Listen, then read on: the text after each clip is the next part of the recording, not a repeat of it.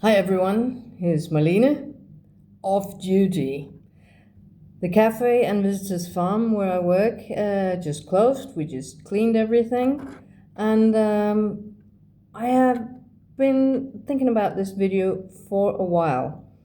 Not that we have very many annoying customers, we have very, very nice guests. But I've been thinking about, because I've been working in tourism and shops, stores, supermarkets, swimming hall, in the service sector for many years. I started when I was 14, worked in a hot dog burger stand, or little boutique. Was it? It's not a boutique when it's food, is it? But a little burger cafe. And when I was a kid, and that's a long time ago, 50 years ago, there was a saying that the customer's always right. I disagree completely. But I know where it comes from. I know the idea behind it, and it can be true. If you go to a tailor and you're going to have a suit sewn only for you, then of course you are right. The tailor is doing the professional stuff about measuring and so on, but it's you who chooses the fabric and how you want the design to be. So in that sense, the customer's always right. But in our daily life, in our shops and stores and supermarkets, I don't think it applies anymore. And what I mostly think is that we as people lack a basic social upbringing in how do you carry yourself when you are a consumer in different situations. There is a difference between going to a big restaurant, an expensive restaurant, or a big chain restaurant with cheap dinners, or a small cafe, or you are going into the supermarket. There's one conduct there. If you're going into a little farm store where it's a bit of a private thing, your conduct is a different one. And if I'm taking it from the other side, I'm a consumer too, I'm a guest too, and I'm a buyer. But when I am behind the counter in here, this is a small farm, it's on private land, it's two people working their butts off to make very nice products that are, of course, a bit expensive to buy, because when you make a big batch and you're a big supermarket, you can sell it cheaper. Most people do understand this, but some people don't. And I have been in this cafe, I have been in the swimming hall being a lifeguard and also selling tickets and candy in the store. I've worked in the supermarket, and I've had my own stand with organic products in a market hall with other little shops in it.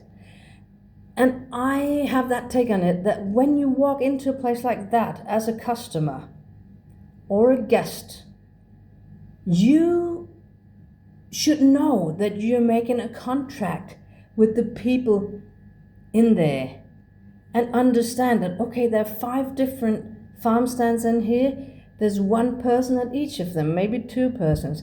That is probably the producer, the worker, the farmer, standing in here for 7 hours selling their products. And I'm gonna have a rapport with them, I'm gonna have a contract that when I go into a place like that, I know that I'm gonna get delicious stuff. It may be somewhat more expensive than other places, but I'm paying for this person's time and expertise and for the whole experience. When I go into the supermarket, I'm gonna get my stuff and I'm gonna go to the cashier, and she's just gonna, when I sit there, I'm just gonna run all the goods through the till and punch their prices in and say, anything else? And they say, no thanks. And they're allowed to be grumpy. They just come off work. They're not guests in my supermarket. They're customers when they're in the supermarket. And I don't interact with them. I punch their goods in as fast as I can. I tell them the price, I take their money, and I say, have a nice day. Even if they are grumpy. That's a different communication. I'm not gonna behave like I do when I'm in my own farm stand.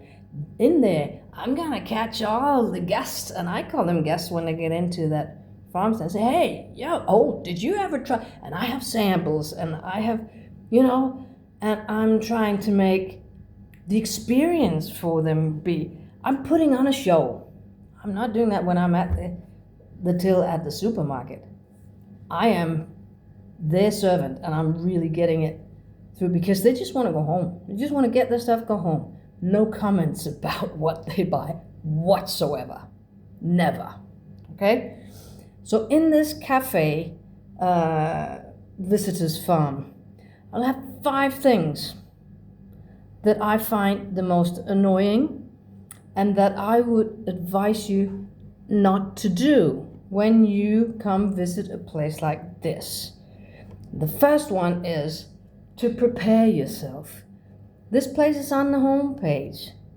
And when you land here, there are signs outside. There are information plaques all over the place. Read it, find out what it is. Instead of walking in when the cafe is full of guests and you come to your tent and say, what can we get here?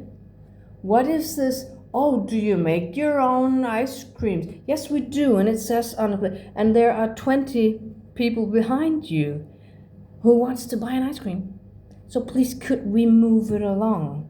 Read it up when you go to an event place like this one. Read up on it at home on the net or in the parking space here where there's a lot of signs and signatures. Do that. Of course you can ask, but take a little hint to see that we write it out there because we don't have to answer the same questions all the time and take up everybody's time. So prepare yourself when you go to a place. That's the number 1 rule. And then that we close at 5. We close at 5. We're open for 3 hours. Please don't come in 1 minute before 5 when we're starting to close down or 1 minute after, just because we haven't closed the door and I'm taking all the ice cream out of the cooler and people come in and they say, oh, what luck I have, I just made it, didn't I? That's annoying. Don't do that. Please don't do that, because you're just pushing my time. I need half an hour to clean everything out with the leaners. And if you take up 3 or 4 or 5 minutes of my time, I have to put it on at the other end. And I'm not getting paid for that. And it's just annoying that you push it. You could have come in 5 minutes earlier and I would have made your ice cream. So don't do that. Don't just squeeze in the closing door and say, oh, how lucky I am, I just made it. No, you just pushed my free time. And then one thing we saw the other day, don't ask for a discount in a little small private place like this, please.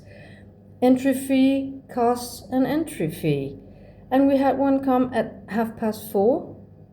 I say, oh yeah, we would like to have an entry fee, but there's only half an hour left, so we shouldn't pay full price, should we?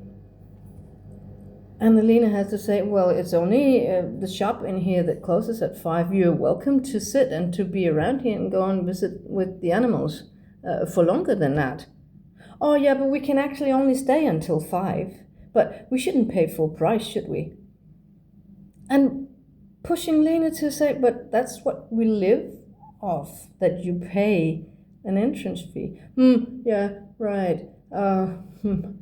But then we think we'll come back another day. Yeah, I think you should.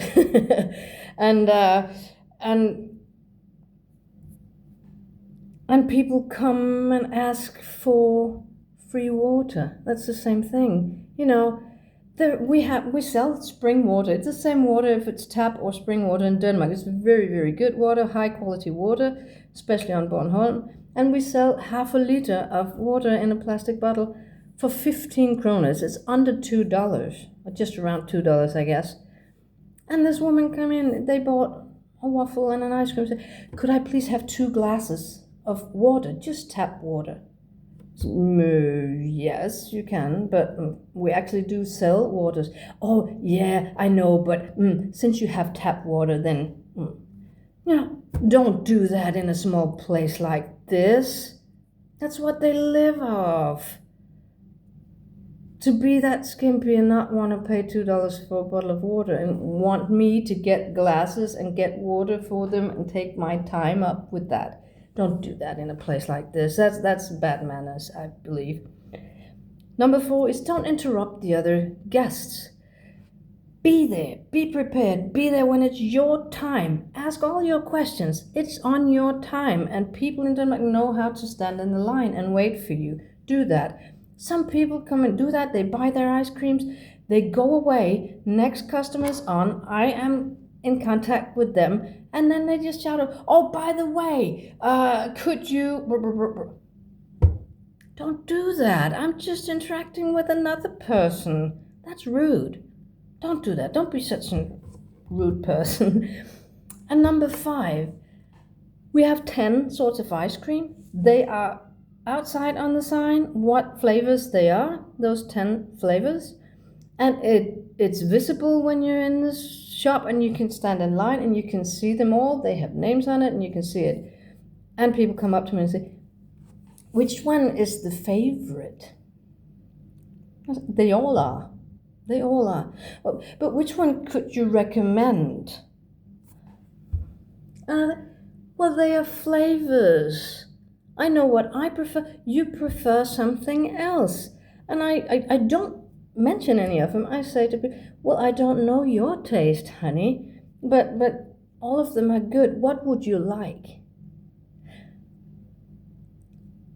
I may be that kind of guest too when I come into a place, but don't do that. Go and ask if you can have a sample of it. You can always have a sample of the ice cream, of the cheese, of everything. Don't ask me what you should have for flavor for ice cream. What could you recommend? If you're in a restaurant where there's a menu, you could ask, is there anything special tonight that you could recommend? Don't do that with 20 people behind you. Choose your ice cream. Okay? And of course be nice. And I'm not mad at guests. Love our guests. They're all very nice. They're very helpful. But those are the things that I kind of notice and that makes us a bit tired in a run of 3 hours every day for 2 months. That they are things that we see again and again. And I'm sorry to you who'll be coming at the end of August, at the end of the season, and ask this. Our patience is probably worn a bit thin at that time, so I apologize in advance. But think about it and let me know in the comments if you agree with me that that is a bit annoying behavior and that we could all get better. Make the contract, come in, understand where you are, put a finger in the ground, as we say in Danish. I don't think you say that in English, but just figure out where you are and what goes there and be nice, as most of our guests are. Thanks to all our guests, and you're very welcome here. Try not to be annoying, and I will try not to be an annoying host. That's all for this time. Bye-bye.